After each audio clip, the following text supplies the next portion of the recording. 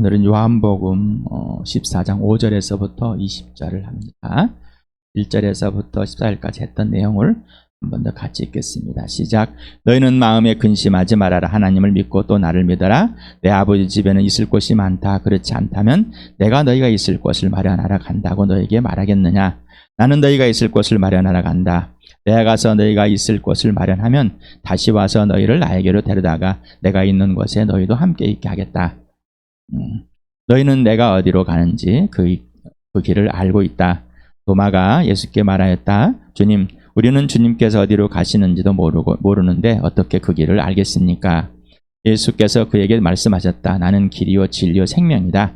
나를 거치지 않고서는 아무도 아버지께로 갈 사람이 없다. 너희가 나를 알았더라면 내 아버지도 알았을 것이다. 이제 너희는 내 아버지를 알고 있으며 그분을 이미 보았다. 빌립이 예수께 말하였다. 주님, 우리에게 아버지를 보여주십시오. 그러면 좋겠습니다.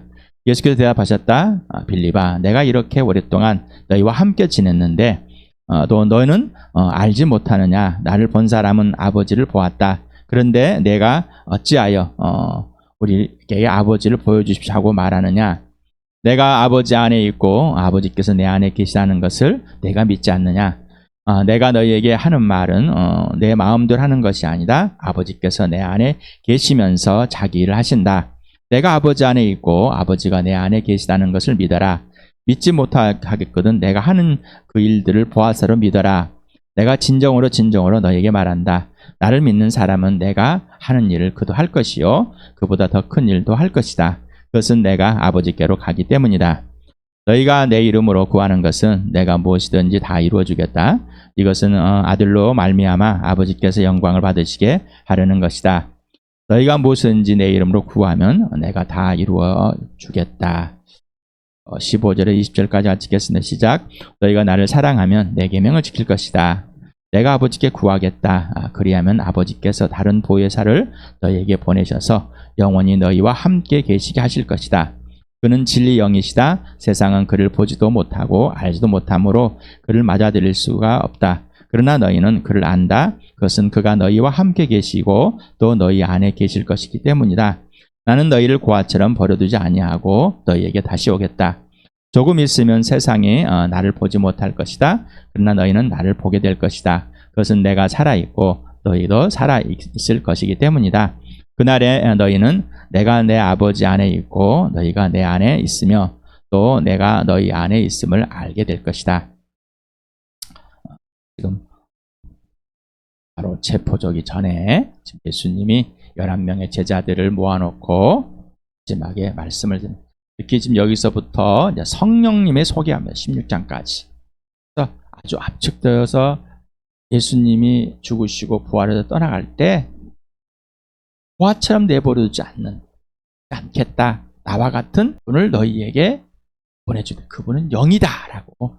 근데 어떤 영? 진리 영이다.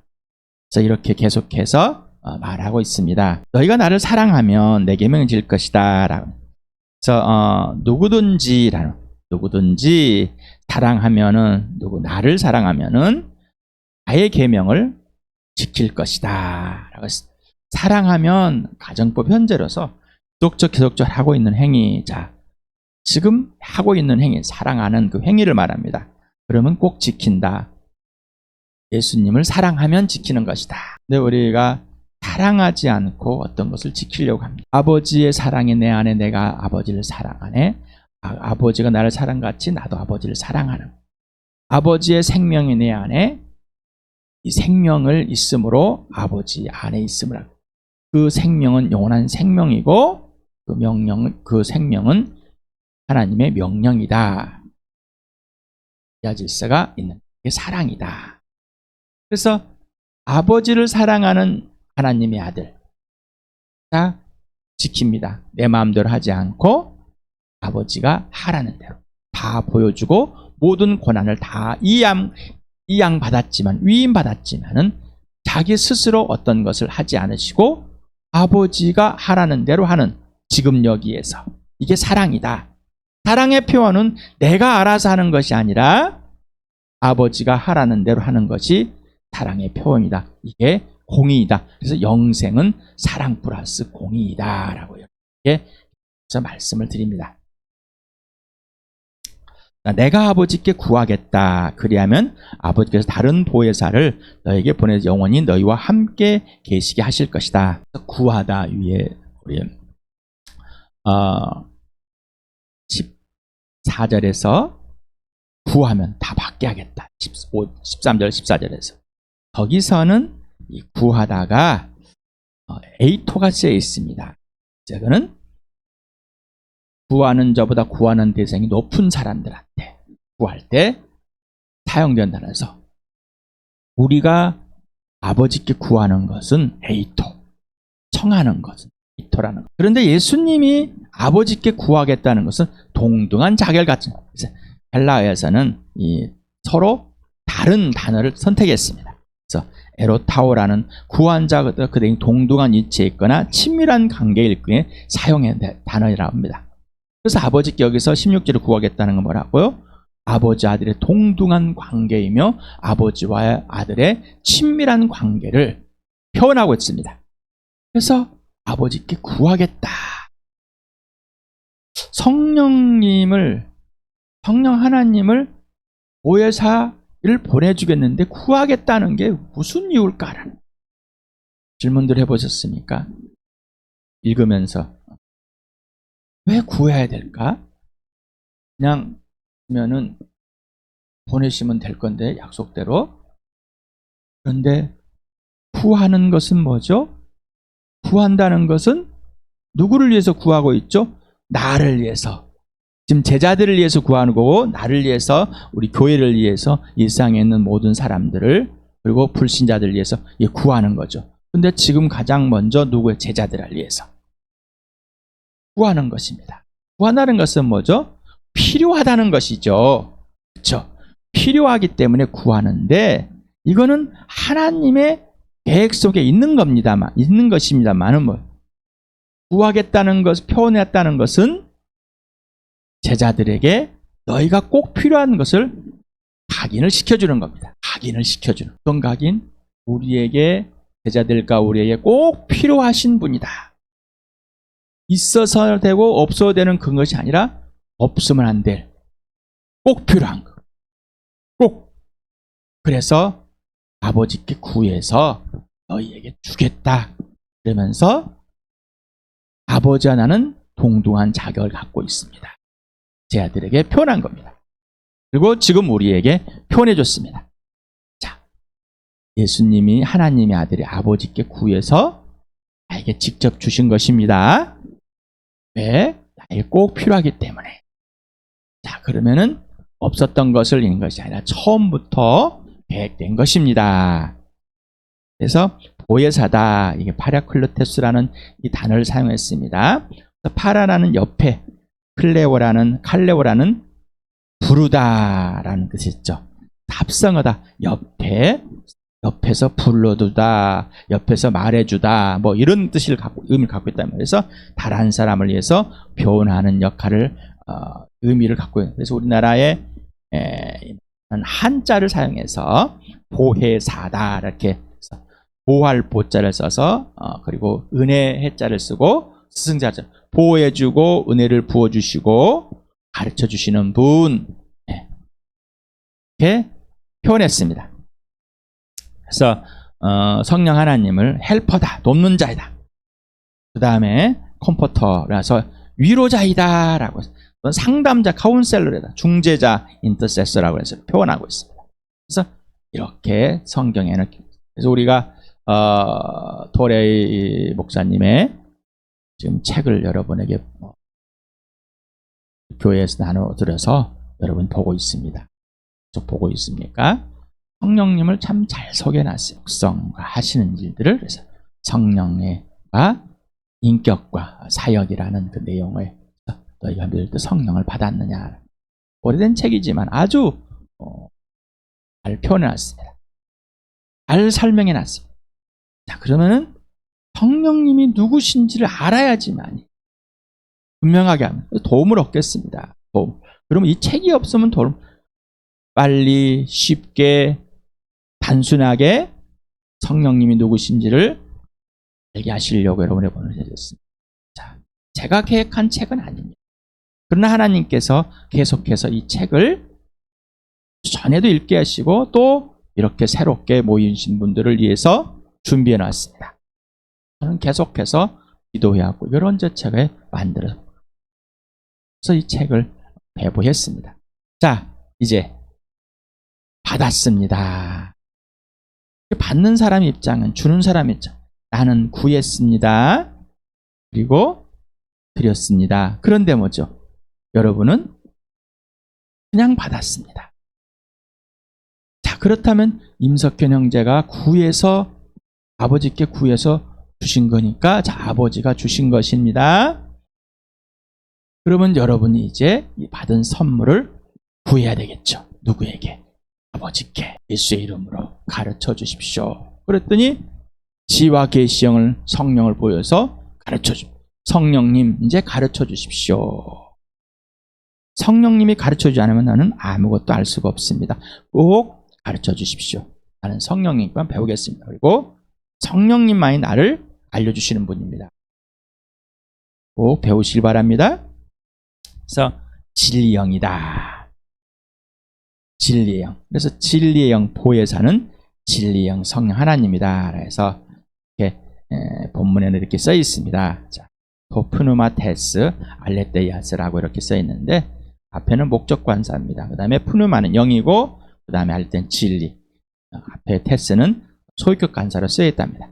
그래서 진리의 영, 진리에 속한 영이다 라고 이렇게 표현합니다.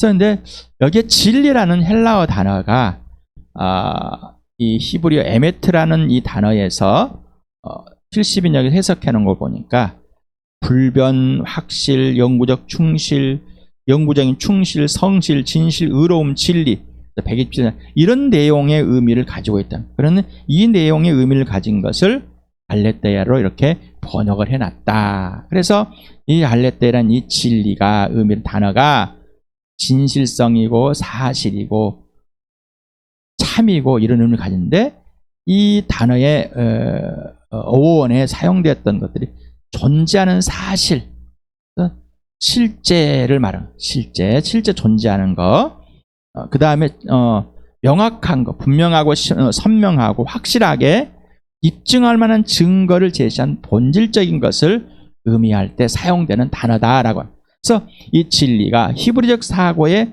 히브리적 사상, 구약 성경의 이 사상을 그대로 표현할 수 있다. 이 불변하는 하나님은 변하지 않으시는 분이다. 진리다라는 것이죠.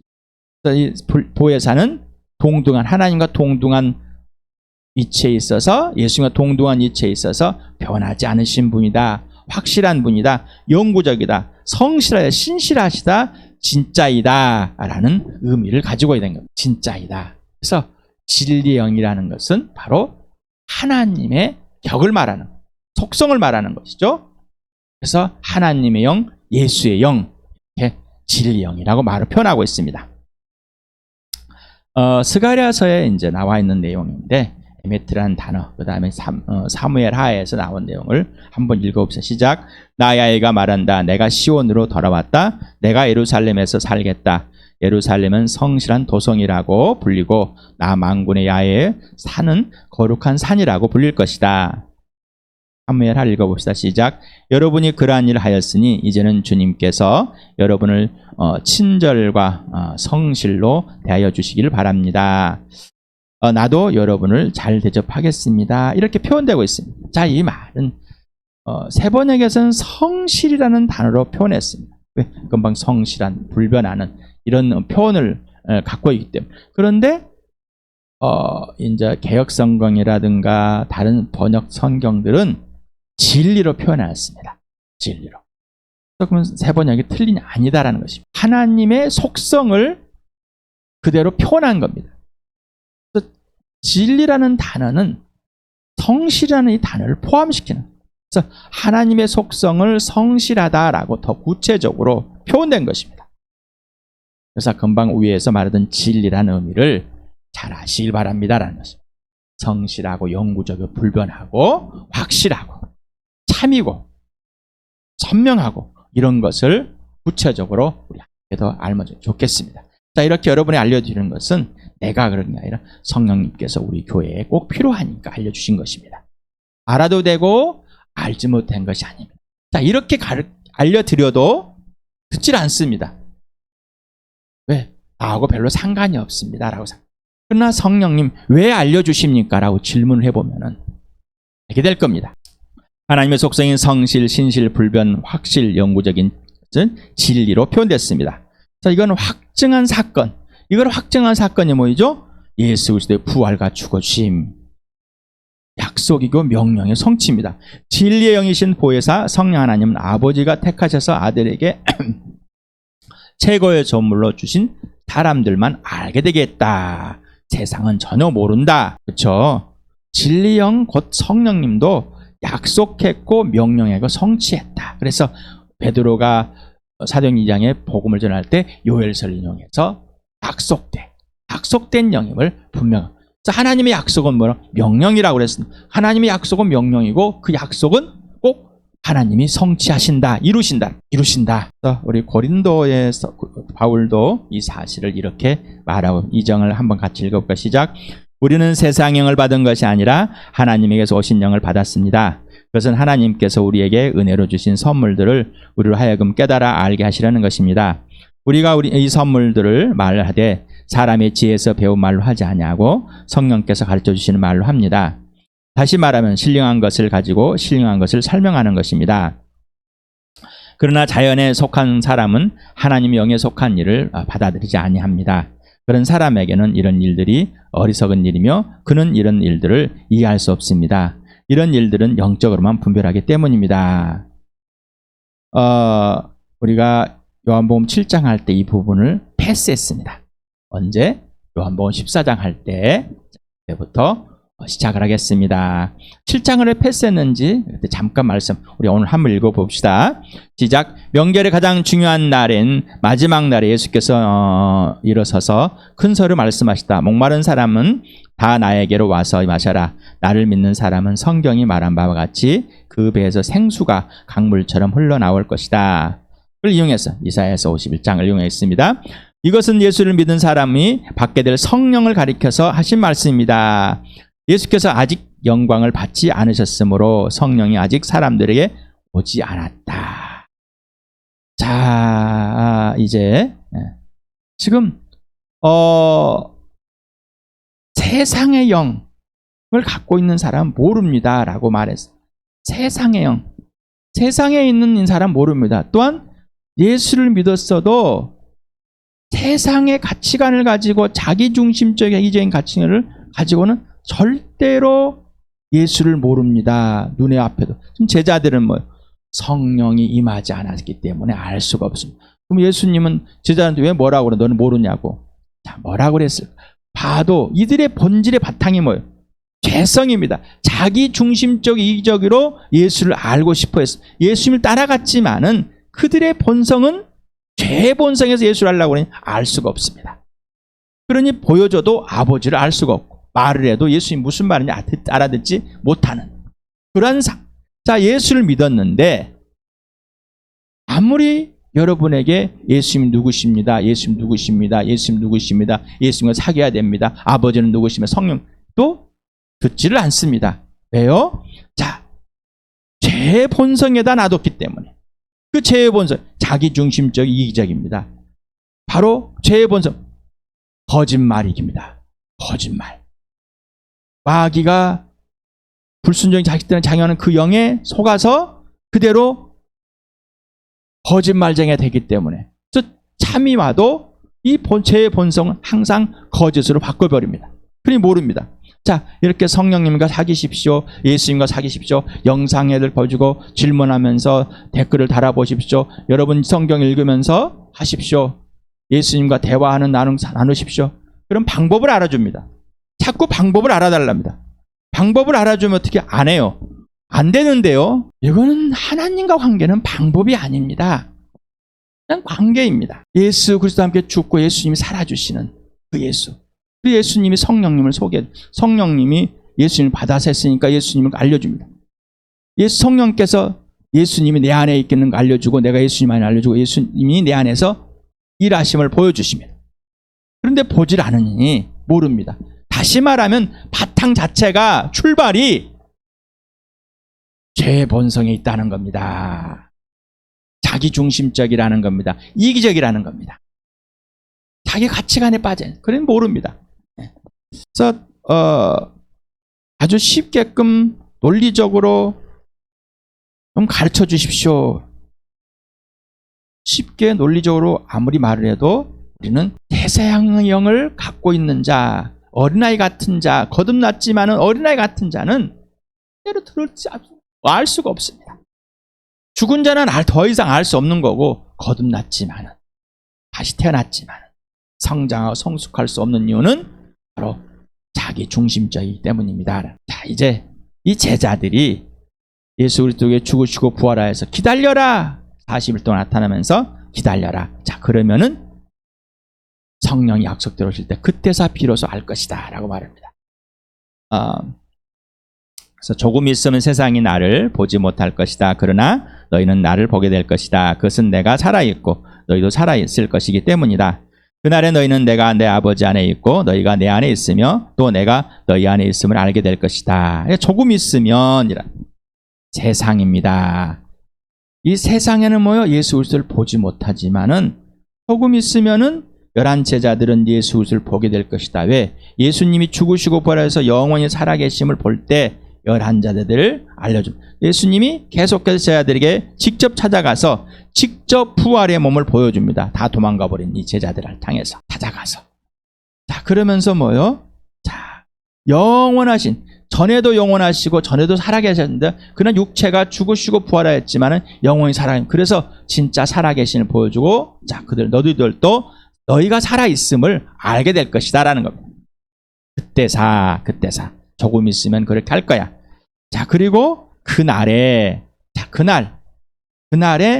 진짜를 알게 됐겠는데, 바로 예수님이 죽으시고 부활해서 40일 동안 지상에 계시고 그거 말고 성령이, 이 약속된 보혜사가 오셨을 때 그때사 하늘 보좌에 오르시고 열흘 후에 성령이 오시는 그때사 비로소 알게 될 것이다. 그때사 뭐라고요? 비로소 알게 될 것. 어떤 것을 알게 된다고요? 약속한 성령이냐면 항상 너희와 함께 있음을 알게 되고, 예수님께 육신의 몸을 가지고 함께 있는 것 같이 3차원에 하는 것 같이, 그리고 부활의 몸 4차원에 있는 것 같이 알게 될 건데, 이 3차원의 세계, 4차원의 세계를 직접적으로 경험하고 실제가 되는, 그 다음에 실체, 부활이 예수님이 네 안에, 내가 예수님 안에, 예수님 아버지 안에, 아버지가 내 안에, 아버지의 성령으로 함께 있는 것, 교회가 함께 있는 것을 분명하게 알게 될 것이다 라고 약속을 해줍니다. 그래서 그와 같이 내버려두지 않겠다. 부모를 잃어버린 것 같이, 부모에게 버림받은 것 같이 그렇게 항상 함께 해주겠다 약속을 하십니다. 자, 그래서 지난 수요일에 함께 누렸었죠. 3차원의 세계, 세상이고 우주를 보이는 세계, 바로 공간과 시간과 물체가 있는 제한된 상황. 4차원은 보이지 않는 세계. 그래서 시공간을 초월하는, 물체가 더 이상 시간이, 공간이 제약받는, 물체로도 제약받지 않는, 그런 시간으로 제약받지 않는 세계, 보이지 않는 세계. 이 세계를 직접 예수님이 보여줄 것이다. 지금 아버지가 내 안에, 내가 아버지 안에, 내가 아버지 안에 있고 아버지 내 안에 있는 것을 너희가 보는데, 보여준데 알지 못하지. 그럴 수밖에 없어. 자, 이제는 내가 너희 죄 때문에 죽고 무덤에 3일 부활해서 승천하고 성령이 오면은 바로 그렇게 될 거야 라고 합니다. 그래서 우리가 아들이 아버지 안에 있고 아버지가 아들 안에 있는 것을, 자, 이렇게 표를 통해 지난 수요일로 봤습니다. 내가 아버지 안에 있고 아버지 내 안에 있는 계시는 것을 분명히 너희는 알 것이다, 안다라고 이렇게 현재형을 썼습니다. 요한복음 16장을 오늘도 같이 한번 읽어보세요. 시작. 그러나 그분 곧 진리의 영이 오시면 그가 너희를 모든 진리 가운데로 인도하실 것이다. 그는 자기 마음대로 말씀하지 않으시고 듣는 것만 알려주실 것이요, 앞으로 올 일들을 너희에게 알려주실 것이다. 또 그는 나를 영광되게 할 것이다. 그가 나의 것을 받아서 너희에게 알려주실 것이기 때문이다. 또 꼭 배워봅시다. 그래서 삼위 하나님은 인격적이다. 독립된 인격을 갖고 있고, 그렇지만 하나이다. 그래서 하나님을 할 때 하나님 아버지가 대표성을 가질 때 있고 주인일 때 하나님의 아들이 대표성을, 그러나 모두가 하나님이고 주인이다. 그래서 독립적 인격이며 하나이며 바로 이 질서가 있다. 그래서 관계 질서가 분명하다. 하지만은 3분된 세 분이 따로따로 벌어진 3분설이 아니라 하나인. 그래서 도저히 알 수가 없어요. 설명이 안 돼. 성령님에 의해서만 이게 실체가 증명이 된다. 그리고 실체로 누려야 된다라는 것을 여러분에게 성경을 통해서 수없이 알려준 것을 여러분에게 나 또한 성경을 통해서 증명하면서 여러분에게 계속 알려줍니다.